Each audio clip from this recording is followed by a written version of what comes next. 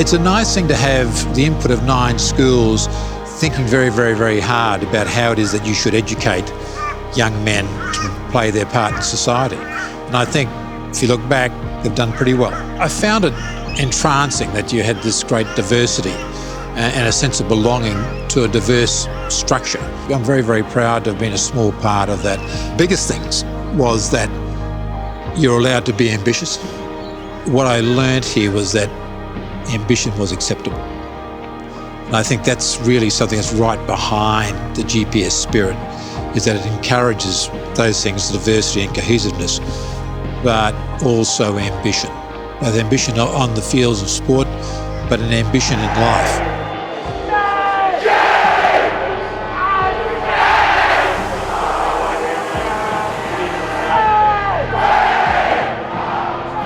Look, I think one of the great things about GPS sport is not necessarily about first 15s or 16As. It's about the C's, the D's, the E's. It's about enjoying yourself, competition, participation, all that sort of stuff. GPS sport and BTS sport wouldn't exist without, in my view, without the help of parents. Oh, no doubt. And as you say, none of this would happen without the wider community. And you've got your players on the field and coaches who are generally teachers, volunteers, manning the barbecue. All those things are what contribute to that sense of community and that's what makes GPS sport so special. Doesn't matter what team you're in or whatever you do, it's the effort you put in with your teammates and the winning will look after itself.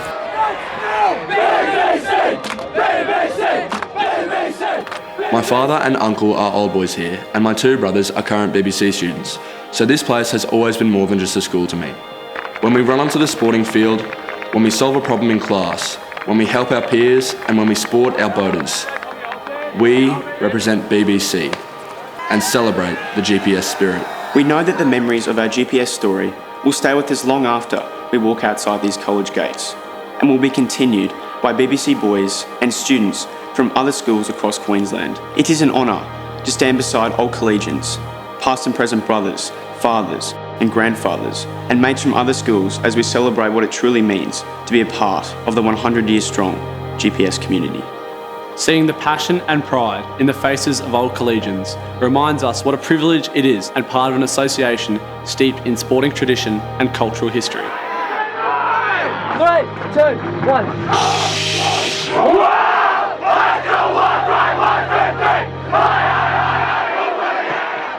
I think probably one of the things within GPS is the levels of support that you get. In a school, you don't have to be the best. I think you can turn up within the GPS and be a part of something that's great.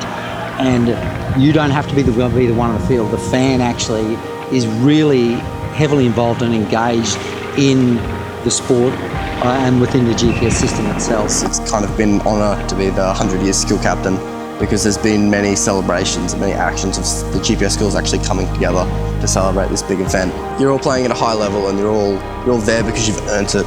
So everyone on the field and off the field respects each other. And if you see them outside of it, you're mates with them because you've got that common brotherhood in the GPS association.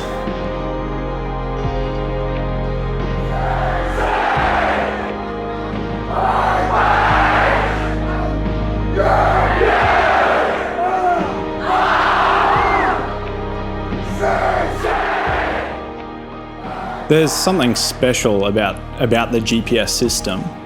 I think it stems back to the GPS competition, and you spend a good part of that part of your life competing against these guys.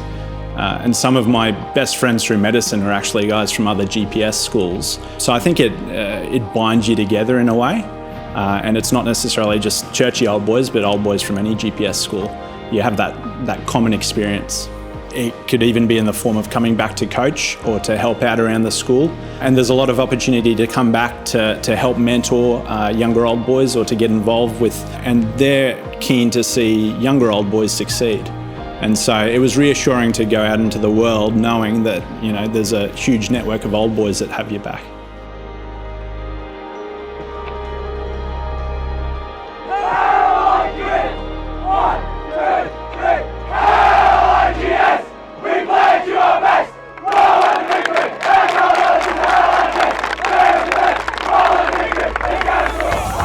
We would go and play sport, would be involved in teams. We were always encouraged to be involved, whether it's in the A's, the B's, the C's, the E's, debating, whatever it might be, just be involved in school culture.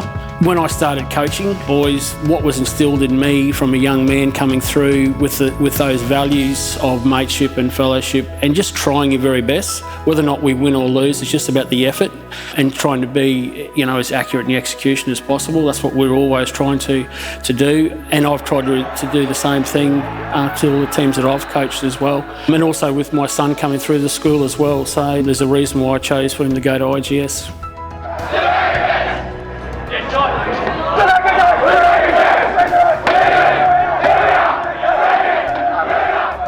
Like the GPS Association started in 1918.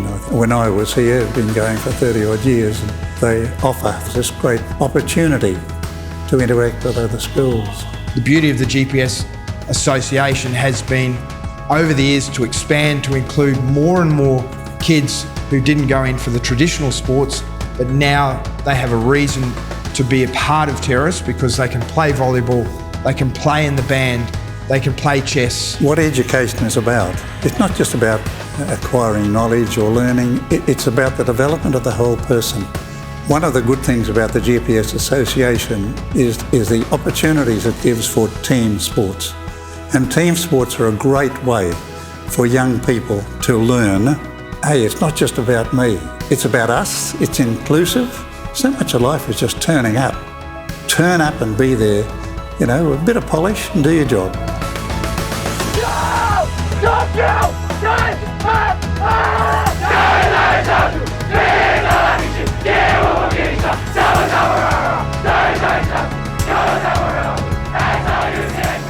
I arrived here in 1994 as a young 11-year-old, left home, straight into boarding here at TSS. I was involved in swimming, rowing, track and field, and predominantly rugby.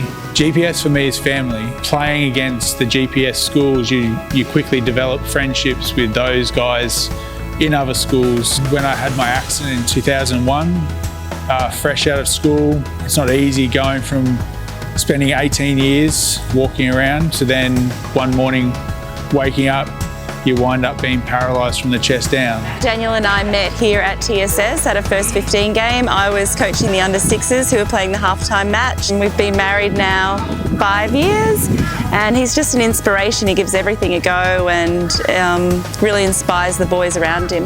You've got two clear roads where you can either be miserable about it or you have courage or you pick yourself up and get on with it.